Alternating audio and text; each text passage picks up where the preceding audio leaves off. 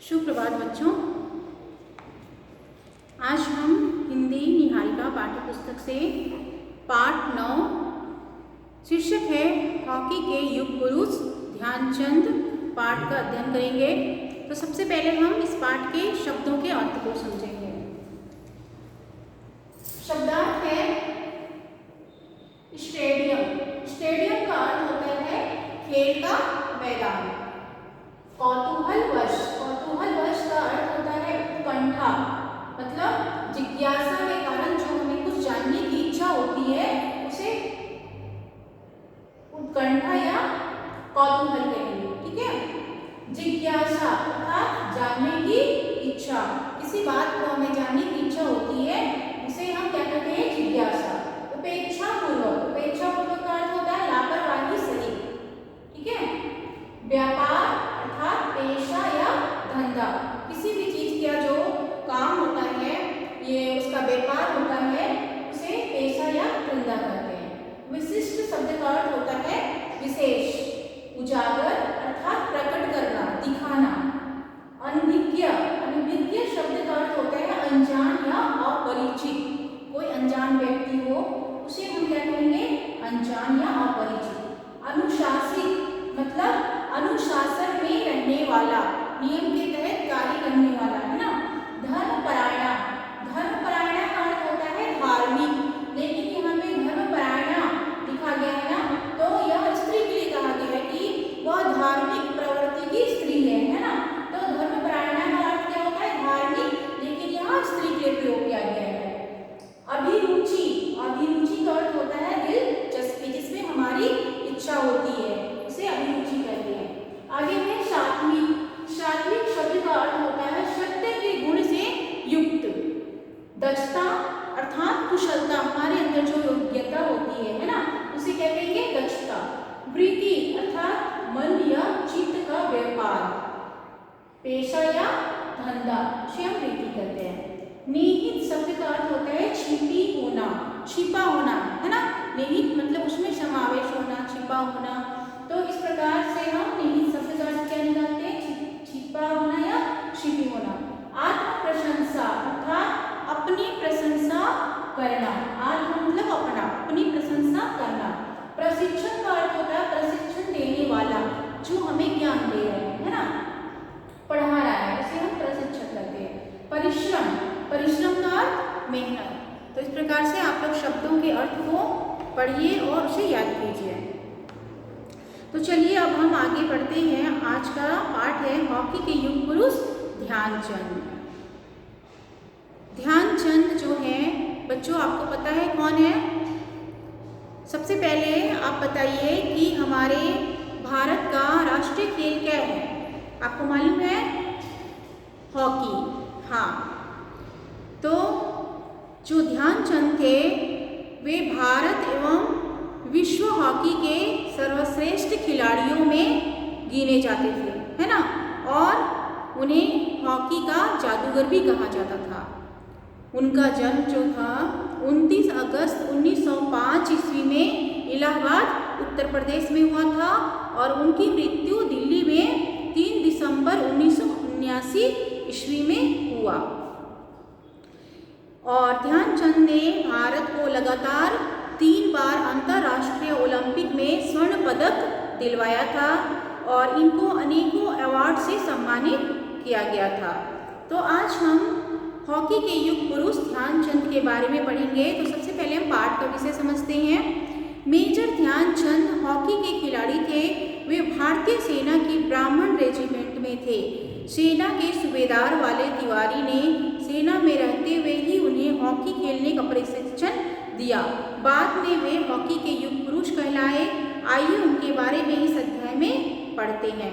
तो मेजर ध्यानचंद जो है हॉकी के कौन है? खिलाड़ी हैं। ठीक है। और वे भारतीय सेना में ब्राह्मण रेजिमेंट में थे और उनके जो सूबेदार थे, सूबेदार वाले तिवारी, उन्हें सेना में रहते हुए उन्होंने उनको हॉकी खेलने का प्रशिक्षण दिया था, खेलना सिखाया था, हॉकी खेलना, है ना।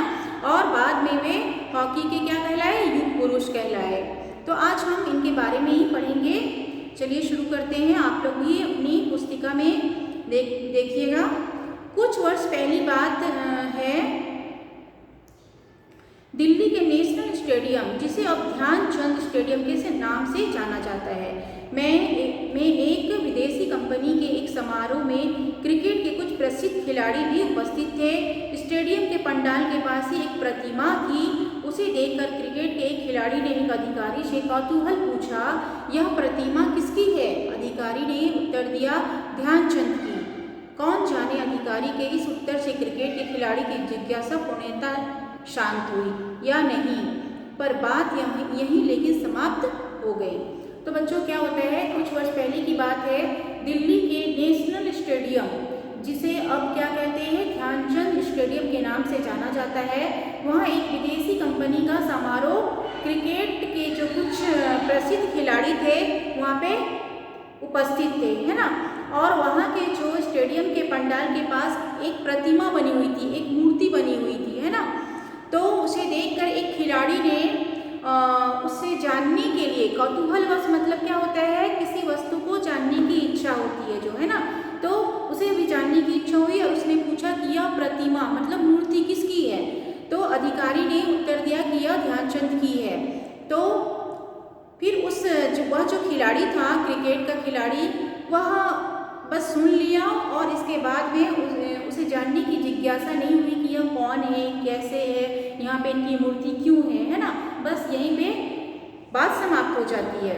अब आगे देखिए, यह घटना हमारे राष्ट्रीय खेल हॉकी और इसके महान खिलाड़ी मेजर ध्यानचंद के प्रति हमारी उपेक्षा वृत्ति को उजागर करती है। आज हमारे देश में स्त्री, पुरुष, बच्चे, बूढ़े, छात्र, शिक्षक, लिपिक, अधिकारी, दुकानदार, खरीदार सब समान रूप से क्रिकेट ज्वर से ग्रस्त पाए जाते हैं। तो यहाँ पे ये जो घटना है हुई कि स्टेडियम में एक प्रतिमा को देखा गया और क्रिकेट के खिलाड़ी ने उसे पूछा कि कौन है, और जब वहाँ उसे पता चला कि यह ध्यानचंद की मूर्ति है तो उसने जानने की इच्छा नहीं की कि वह यह ध्यानचंद कौन है ना। तो यह जो घटना थी, तो राष्ट्रीय खेल हॉकी और इसके महान खिलाड़ी मेजर ध्यानचंद के प्रति जो हमारे अपमान मतलब उपेक्षावृत्ति मतलब अपमान या तिरस्कार या अनादर हम कहेंगे, उसको उजागर करता है ना, उसको प्रकट करता है। आज हमारे देश में स्त्री, पुरुष, बच्चे, बूढ़े, छात्र, शिक्षक, लिपिक, अधिकारी मतलब क्लर्क जो सुपरवाइजर होते हैं ना, दुकानदार हो, कोई भी हो, सभी क्रिकेट के ज्वर से, कहने का मतलब है क्रिकेट ही उनको सबसे ज़्यादा पसंद आता है।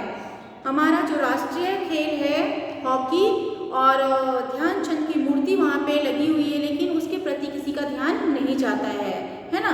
तो यहाँ पे उनका क्या हो रहा है, एक तरह से अपमान हो रहा है। अभी के जो सभी बच्चे, बूढ़े, लिपिक या दुकानदार सभी जो हैं वे सभी क्रिकेट से जुड़े हुए रहते हैं और अन्य खेल से उन्हें कोई मतलब नहीं होता है, कहने का मतलब है। आगे देखिए, अधिकांश लोग कई दिनों तक सब काम धंधा छोड़कर क्रिकेट के खेल का आनंद लेने के लिए टीवी से चिपके रहते हैं। अपने राष्ट्रीय खेल हॉकी में ना उनकी विशेष रुचि है, ना ही उन्हें इसकी विशेष जानकारी है। नई पीढ़ी तो हॉकी के महान खिलाड़ी मेजर ध्यानचंद के जादुई खेल और उनके जीवन के विषय में प्रायः पूर्णतया अनभिज्ञ हैं। तो इस प्रकार से अभी के जो नौजवान लोग हैं, बूढ़े, बच्चे, दुकानदार, व्यवसायी, व्यापारी जो भी हैं, वो सभी क्रिकेट से जुड़े हुए हैं। जो हमारा राष्ट्रीय खेल है हॉकी, उसे कोई नहीं जानता है ना, और मेजर ध्यानचंद को तो कोई जानता ही नहीं है। तो इस प्रकार से उनका क्या हो रहा है, अपमान हो रहा है। और अभी के जो बच्चे हैं, है ना, वे तो इनके जीवन से अनभिज्ञ है, कहने का मतलब अनजान है ना, अपरिचित है, उन्हें जानते भी नहीं है। आगे, निसंदेह यह अत्यंत निराशा एवं दुख का विषय है। राष्ट्र का गौरव बढ़ाने वाले महान पुरखों को भुलाकर कोई राष्ट्र उन्नति नहीं कर सकता। मैदान चाहे खेल का हो या युद्ध का, समाज सेवा का हो या साहित्य सेवा का, कुछ विशिष्ट महान कार्य कर गुजरने वाले सभी जन राष्ट्र के लिए वंदनीय होते हैं। मेजर ध्यानचंद हॉकी के ऐसे ही विशिष्ट वंदनीय खिलाड़ी थे। तो देखो, ये इस तरह की जो बातें हो रही है, उनकी मूर्ति मूर्ति लगी हुई है, उन्हें कोई पहचान नहीं रहा है। हमारी जो आज की जो पीढ़ी है मेजर ध्यानचंद को भी नहीं जान रही है, तो यह हमारे लिए क्या है, दुख का विषय है। क्योंकि राष्ट्र का गौरव बढ़ाने वाले हमारे जो पुरखों ने हमारे देश का बहुत ही मान बढ़ाया है, चाहे वो खेल का मैदान हो, चाहे समाज सेवा हो, चाहे साहित्य में ही किसी की विशिष्ट सेवा हो, है ना। लेकिन ये जो हमारे जो देश की जो गौरव बढ़ाने वाले जो कार्य हैं उनको अगर हम भुला देते हैं तो हमारे लिए शर्म की बात है, हमारे लिए दुख का बात है ना। और मेजर चंद जो हैं हॉकी के जो खिलाड़ी मेजर ध्यानचंद वे एक वंदनीय खिलाड़ी थे। मेजर ध्यानचंद का जन्म 21 अगस्त 1905 को उत्तर प्रदेश के प्रयागनगर में एक साधारण राजपूत परिवार में हुआ था। इनके पिता सोमेश्वर दत्त एक अनुशासित सैनिक थे। ध्यानचंद की माता श्रीमती श्यामा देवी धर्मपरायणा तथा सात्विक स्वभाव की महिला थी। तो मेजर ध्यानचंद का जन्म कब हुआ? 21 अगस्त 1905 को, भी उत्तर प्रदेश के प्रयागनगर, प्रयाग कहाँ है? इलाहाबाद में है, ठीक है। और एक राजपूत परिवार में इनका जन्म होता है और इनके पिता जो सोमेश्वर दत्त थे बड़े ही अनुशासित, मतलब अनुशासन में रहने वाले सैनिक थे। और उनकी माता जो थी श्रीमती श्यामा देवी, वो बड़ी ही धार्मिक प्रवृत्ति की स्त्री थी और सात्विक, मतलब सच को बोलने वाली स्वभाव की महिला थी। परिवार की साधारण स्थिति होने के कारण ध्यानचंद को उच्च शिक्षा प्राप्त करने का अवसर नहीं मिला। साधारण शिक्षा प्राप्त करके ही इन्हें संतोष करना पड़ा। ध्यानचंद ने बचपन में खेल कूद में कोई विशेष अभिरुचि दिखाई हो या किसी खेल में विशेष प्रकार की दक्षता प्राप्त की हो, ऐसा कोई प्रमाण नहीं मिलता, किंतु निश्चय ही उनमें बीज रूप में ऐसी प्रतिभा अवश्य निहित थी जो उपयुक्त वातावरण पाकर प्रेरणा एवं अभ्यास से पुष्ट होकर इतनी देदीप्यमान हुई कि उसकी चकाचौंध के सम्मुख अन्य खिलाड़ियों की छवि फीकी पड़ गई। तो परिवार जो था उनका बहुत ही साधारण स्थिति में था। वे उनके पास में धन की कमी थी, साधारण परिवार से थे, तो इसलिए उन्हें उच्च शिक्षा प्राप्त नहीं हुई, है ना। और उन्हें कम ही पढ़ाई करके संतोष करना पड़ा और बचपन में उन्हें कोई अपने खेल में किसी प्रकार की भी योग्यता या दक्षता, मतलब कुशलता थी, इसका कोई प्रमाण नहीं मिलता है ना। लेकिन ऐसी प्रतिभा उनके अंदर मतलब बीज रूप में शुरू से ही थी, जो ऐसा वातावरण, मतलब ऐसा जब उनके अंदर में कला था और वैसा माहौल जब उसको मिला तो वह उजागर हो जाता है, चमकता हुआ, दमकता हुआ दिखाई पड़ता है ना। और यह चमक जो है अन्य खिलाड़ियों के सामने फीका पड़ जाता है। कहने का मतलब है कि वे अपने जब उनको यह अवसर मिला हॉकी खेलने का, तो अन्य खिलाड़ियों को हराते हुए वे सबके सम्मुख चमकने लगे, दमकने लगे, मतलब उन सबको हरा देते थे, है ना। युवा होने पर ध्यानचंद अपने पूज्य पिता के पद चिन्हों पर चलते हुए भारतीय सेना की ब्राह्मण रेजिमेंट में सम्मिलित कर दिए गए थे। सेना के सूबेदार मेजर बाले तिवारी ने युवा ध्यानचंद में छिपी हुई प्रतिभा को सर्वप्रथम पहचाना। उन्होंने ध्यानचंद को हॉकी खेलने का प्रशिक्षण दिया। तो जब युवा, मतलब जब बड़े हुए, जवान हुए, तो उनके ध्यानचंद अपने पूज्य पिता, जो उनके पिताजी थे, बड़े ही अनुशासित सैनिक थे ना, उनके ही पद चिन्हों पे, उनके ही अनुसार वे कहाँ किसमें भर्ती हुए? भारतीय सेना के ब्राह्मण रेजिमेंट में सम्मिलित हो गए। और वहाँ पे जो सेना के सूबेदार थे मेजर बाले तिवारी, उन्होंने युवा ध्यानचंद के अंदर जो छिपी हुई प्रतिभा थी हॉकी खेलने की, उसे उन्होंने सबसे पहले पहचान लिया था और उन्होंने ध्यानचंद को हॉकी खेलने का प्रशिक्षण देना, मतलब सिखाना भी शुरू कर दिया था। अपनी लगन और निरंतर अभ्यास के बल पर ध्यानचंद ने हॉकी के खेल में दक्षता प्राप्त कर ली। हॉकी के खेल में इनकी चुस्ती फुर्ती व सूझबूझ को देखकर दर्शक दंग रह जाते थे। और जब उन्हें हॉकी खेलने का प्रशिक्षण दिया गया तो बड़ी ही लगन और निरंतर अभ्यास करने के बाद वे अब उसमें दक्षता, मतलब कुशलता प्राप्त कर ली, है ना। और वे हॉकी के खेल में चुस्ती फुर्ती, बड़ी ही चुस्ती फुर्ती के साथ और सूझबूझ के साथ खेलते थे और जो दर्शक होते थे देखकर दंग रह जाते थे।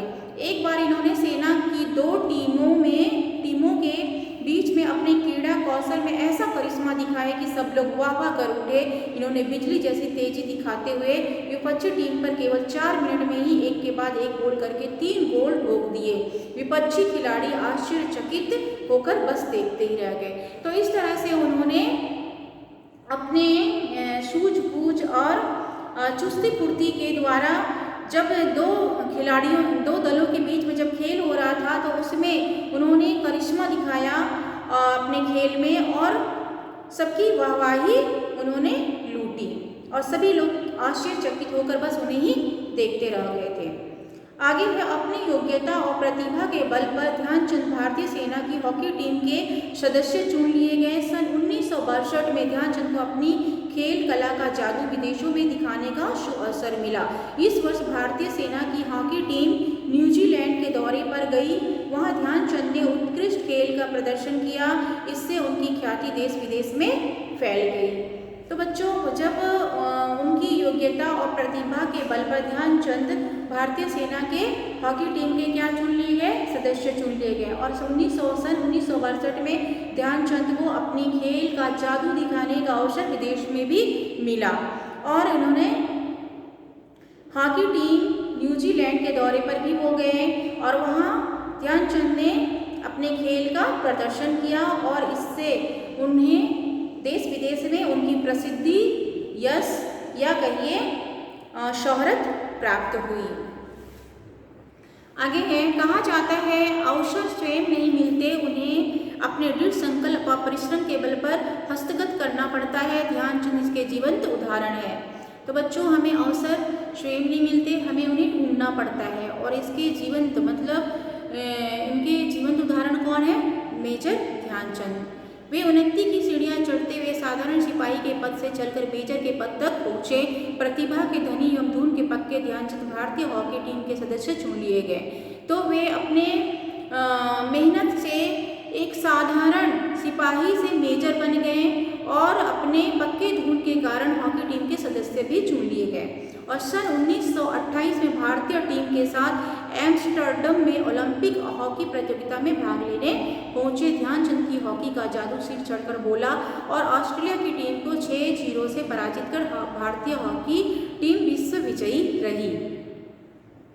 तो इस प्रकार से जब सन 1928 में भारतीय टीम के साथ एम्स्टर्डम में ओलंपिक हॉकी प्रतियोगिता में वो भाग लेने गए थे तो उन्होंने बहुत ही अच्छा प्रदर्शन किया और ऑस्ट्रेलिया को 6-0 से हराकर अपने भारतीय टीम को विश्व विजयी करवाया। अगली ओलंपिक हॉकी प्रतियोगिता लॉस एंजल्स में सन 1932 में आयोजित हुई। ध्यानचंद के विलक्षणता के कारण भारत इस प्रतियोगिता में भी सर्वप्रथम रहा। सन 1936 के बर्लिन ओलंपिक में भी ध्यानचंद ने भारतीय हॉकी टीम के एक महत्वपूर्ण खिलाड़ी के रूप में भाग लिया। अंतिम मैच में भारतीय टीम का मुकाबला जर्मनी की शक्तिशाली टीम से हुआ। हॉकी प्रेमी तानाशाह हिटलर भी अपनी टीम को उत्साहित करने के लिए मैदान में पहुंचे, लेकिन एड़ी चोटी का जोर लगाने पर भी जर्मन टीम सफलता से कोसों दूर रही। तो इस प्रकार से एक के बाद एक वो खेल खेलते रहे और सब में विजयी के रूप में सफल हुए। यहाँ तक कि हॉकी के प्रेमी तानाशाह हिटलर भी अपनी टीम को उत्साहित करने के लिए मैदान में पहुंच गए, एड़ी चोटी लगा ली, लेकिन फिर भी जर्मन टीम से सफलता उन्हें मिल गई, है ना, और जर्मन टीम उनसे हार गई। ध्यानचंद और उनके छोटे भाई रूप सिंह ने अपनी जान की बाजी लगाकर भी जर्मन टीम को 8-1 से हराकर विजय श्री प्राप्त कर ली। ध्यानचंद की हॉकी की जादूगरी देखकर दर्शक मुग्ध हो उठे। तो इस प्रकार से उनके छोटे भाई जो रूप सिंह थे और ध्यानचंद उन्होंने अपनी जान की बाजी लगाकर भी जर्मन टीम को 8-1 से हराकर विजयश्री जीत प्राप्त किया। ध्यानचंद की हॉकी की जादूगरी देखकर दर्शक मुग्ध हो उठे। ध्यानचंद अपने स्टिक से गेंद लेकर जब विपक्षी गोल पर झपटते तो लोगों को अपनी आंखों पर विश्वास न होता था। लोगों ने उनकी हॉकी स्टिक के बारे में आपत्ति की। उन्हें भ्रम था कि अवश्य ही इनकी स्टिक में ऐसी वस्तु लगी है जो गेंद को अपने साथ चिपकाकर आगे लिए जाती है। इनकी स्टिक तोड़कर देखी गई, इन्हें स्टिक बदलकर दिखाया गया, लेकिन वह जादू ज्यों का त्यों बरकरार रहा। तो जब वे अपनी हॉकी स्टिक से बॉल को आगे गोल करने के लिए भेजते थे तो लोग देख के आश्चर्यचकित रह जाते थे। लोगों को भ्रम भी होता था कि इनकी स्टिक में कुछ चिपकने वाली जैसी वस्तु लगी हुई है या चुंबक लगा हुआ है जो गेंद को अपनी ओर आकर्षित करता है ना, और उसके अनुसार ही वह चलता है। तो उस लकड़ी को, उस हॉकी को तोड़कर भी देखा गया, लेकिन फिर भी बाद में भी उनका जादू ज्यों का त्यों ही बना रहा। हिटलर ने ध्यानचंद के खेल पर मुग्ध होकर इनका विशेष सम्मान किया, इन्हें अपनी सेना के ऊंचे पद पर नियुक्त करने का प्रलोभन भी दिया। तो जो हिटलर थे तो उन्होंने भी ध्यानचंद से बहुत ही आकर्षित हो गए, खुश हो गए और उन्हें सम्मान भी दिया और अपने ऊंचे पद पर, अपनी सेना में ऊंचे पद पर नियुक्त करने के लिए उन्हें लालच भी दिया। लेकिन ध्यानचंद को तो अपने देश से, अपनी माटी से प्यार था। उन्होंने समस्त प्रलोभनों को अत्यंत विनम्रतापूर्वक ठुकरा दिया। लेकिन ध्यानचंद को अपनी माटी से, अपनी भारत माता से प्यार था और उनको जो लालच दिया गया था सभी को ठुकरा कर छोड़ दिया। उन्होंने समस्त प्रलोभनों को अत्यंत विनम्रतापूर्वक ठुकरा दिया। आज अनेक खिलाड़ी चंद रुपयों के बदले विदेशी टीम का प्रशिक्षक बनने या विदेशी टीमों की ओर से खेलने में संकोच नहीं करते, लेकिन अत्यंत साधारण आर्थिक स्थिति में रहते हुए भी आकर्षक प्रलोभनों को ठुकरा देने वाले महान ध्यानचंद क्या निर्लोभिता का उत्कृष्ट उदाहरण नहीं है। तो बच्चों क्या होता है कि आज जो खिलाड़ी हैं उन्हें थोड़े से प्रलोभन दे दिया जाता है तो विदेशी टीमों की ओर से खेलने में संकोच नहीं करते हैं ना। लेकिन ध्यानचंद एक साधारण परिवार से थे, लेकिन और उन्हें बहुत सारे प्रलोभन भी दिए जा रहे थे, लेकिन उनको उन्हें ठुकरा देते थे, है ना। और इस प्रकार से ध्यानचंद जो है दूसरों निर्लोभिता, जिसे किसी प्रकार का लोभ नहीं हो, है ना। तो क्या ध्यानचंद इसके एक उत्कृष्ट मतलब उत्तम उदाहरण नहीं है ना। तो इस प्रकार से जो ध्यानचंद थे वो बड़े ही अपने देश से प्रेम करने वाले और प्रलोभनों से दूर रहने वाले व्यक्ति थे, है ना। अपने देश से प्रेम करने वाले व्यक्ति थे। अपने देश का नाम रोशन करने के लिए दूसरे लोगों का जो प्रलोभन था उसे भी वो ठुकरा देते थे। आगे हम एक और बात पर विचार करें तो ध्यानचंद जिस समय इस शिखर पर पहुंचे वह पराधीनता का काल था। तो बच्चों जब हम यहाँ पे देख रहे हैं कि हम इस बात पे ध्यान देते हैं कि जब ध्यानचंद जी का जन्म का युग था, काल था, मतलब जब वो ध्यानचंद जी खेल रहे थे हॉकी, तो उस समय हमारा देश क्या था, पराधीन था, मतलब दूसरों के अधीन था। दूसरों का अधीन कौन थे उस टाइम? अंग्रेजों का शासन था, है ना। तो इस प्रकार से खिलाड़ियों को आज जैसा विशेष प्रोत्साहन नहीं मिलता था। खिलाड़ी को सीमित साधनों से ही केवल अपनी लगन और मेहनत के बल पर अपना स्थान बनाना होता था। तो इस प्रकार से उस टाइम पराधीनता का काल था और खिलाड़ियों को आज जो विशेष प्रोत्साहन दिया जाता है, उनको सिखाया जाता है, साधन जुटाए जाते हैं, तो उस टाइम ऐसा नहीं था, है ना। उन्हें अपनी मेहनत और लगन के बल पर ही उन्हें इस प्रकार के कारनामे दिखाने पड़ते थे।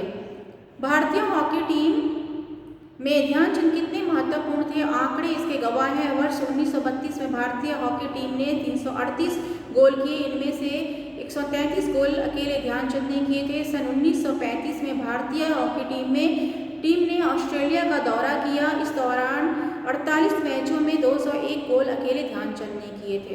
तो बच्चों इस प्रकार से भारतीय हॉकी टीम में ध्यानचंद कितने महत्वपूर्ण थे, आप इन आंकड़ों से आप समझ सकते हैं कि 1932 में भारतीय हॉकी टीम में 338 गोल किए गए थे, है ना, जिसमें अकेले ध्यानचंद ने कितने गोल किए? 133। और 1935 में जब ऑस्ट्रेलिया का दौरा किया था तो इसमें इन्होंने 48 मैचों में 201 गोल अकेले ध्यानचंद ने किया था। तो इस प्रकार से वे बहुत ही अच्छे खिलाड़ी थे। आगे है, द्वितीय विश्व युद्ध के कारण ओलंपिक खेल 12 वर्ष तक नहीं हो सके थे। खेल विशेषज्ञों का मत है कि यदि वे खेल बाधित न होते तो भारत ध्यानचंद के करिश्मे से हॉकी में 2 बार और स्वर्ण पदक जीत सकता था, क्योंकि तब हॉकी में ध्यानचंद के खेल की पूरी धाक जमी हुई थी। तो जब द्वितीय विश्व युद्ध के कारण ओलंपिक खेल 12 वर्ष तक नहीं हो सका था, है ना, तो खेल विशेषज्ञों का मत है उनका कि यदि अगर होता, खेल को रोका नहीं जाता, तो ध्यानचंद के करिश्मे से हॉकी में उन्हें 2 बार स्वर्ण पदक फिर से मिलता, है ना, क्योंकि तब हॉकी में ध्यानचंद का खेल में ही पूरी धाक जमी हुई थी। आगे है, हॉकी खेल के क्षेत्र में की गई अमूल्य सेवाओं के कारण मेजर ध्यानचंद को सरकार द्वारा पद्म भूषण की उपाधि से सम्मानित किया गया। इन्होंने सन 1961 से 1969 तक हॉकी के प्रशिक्षण के रूप में भी देश की अमूल्य सेवा की। 4 दिसंबर सन 1979 को भारतीय हॉकी के इस युग पुरुष का देहावसान हो गया। तो इस प्रकार से हॉकी के खेल के क्षेत्र में इनकी बहुत अमूल्य सेवा है और मेजर ध्यानचंद को सरकार की तरफ से पद्म भूषण की उपाधि से भी सम्मानित किया गया। और 1961 से 1969 तक हॉकी के प्रशिक्षक मतलब टीचर के रूप में, है ना, सिखाने के रूप में उन्होंने अपने देश में सेवा प्रदान की। और 4 दिसंबर सन 1979 को भारतीय हॉकी के इस युग पुरुष का देहांत हो गया। मेजर ध्यानचंद न केवल हॉकी के सर्वश्रेष्ठ खिलाड़ी और प्रशिक्षक थे, वे श्रेष्ठ मानव भी थे। लोभ लालच तो उन्हें छू भी नहीं गया था। साधारण व्यक्ति भी कैसे परिश्रम करके शिखर पर पहुंच सकता है, इसका वे जीता जागता उदाहरण थे। तो बच्चों, अगर हम मेहनत करें, है ना, तो हम मेहनत और परिश्रम करके हम ऊंचे शिखर पर पहुंच सकते हैं। इसका उदाहरण ध्यानचंद जी हैं, जो कि एक सर्वश्रेष्ठ खिलाड़ी भी थे, प्रशिक्षक भी थे और उन्हें लोभ लालच भी नहीं था, क्योंकि वे एक साधारण घर से थे। तो इसका जीता जागता उदाहरण ध्यानचंद जी हैं, है ना। विनम्रता में उनमें कूट कूट कर भरी थी। आत्म प्रशंसा से वे कोसों दूर थे, किंतु प्रशंसनीय की प्रशंसा करने में वे पीछे नहीं रहते थे। तो विनम्रता, है ना, विनम्र भाव उनमें कूट कूट कर भरा हुआ था और अपने मुंह से अपनी प्रशंसा करना या तारीफ करना उन्हें पसंद नहीं था। और लेकिन अगर किसी की कोई अगर प्रशंसनीय योग्य है तो उसकी प्रशंसा करने से भी वो नहीं चूकते थे, पीछे नहीं रहते थे, है ना। वे अपने छोटे भाई रूप सिंह की प्रशंसा करते हुए उन्हें अपने से श्रेष्ठ खिलाड़ी बताया करते थे। और जो उनके छोटे भाई थे रूप सिंह, वे अपने से भी अच्छा खिलाड़ी अपने भाई को बताते थे। इस प्रकार से उनकी प्रशंसा करते थे। वे भारतीय हॉकी की पहचान थे, इसलिए उनकी प्रशंसा करते हुए किसी ने उन्हें हॉकी का जादूगर कहा तो किसी ने हॉकी का भगवान बताया। वे सचमुच प्रत्येक प्रशंसा के सच्चे अधिकारी थे। उन्होंने अपने उत्कृष्ट खेल के द्वारा विश्व भर में भारत का गौरव बढ़ाया। तो बच्चों, इस प्रकार से वे भारतीय हॉकी की पहचान थे और उनकी लोग प्रशंसा करते हुए उन्हें हॉकी का जादूगर भी कहते हैं, हॉकी का भगवान भी कहते हैं। वे सचमुच में प्रत्येक प्रशंसा के सच्चे अधिकारी थे और उन्होंने अपने उच्च कोटि का जो खेल था, श्रेष्ठ कोटि का जो खेल था, उससे विश्व भर में अपने भारत देश का मान बढ़ाया, गौरव बढ़ाया। तो बच्चों, आप भी अपने अच्छे कर्मों के द्वारा अपने भारत देश का गौरव बढ़ाइए। धन्यवाद।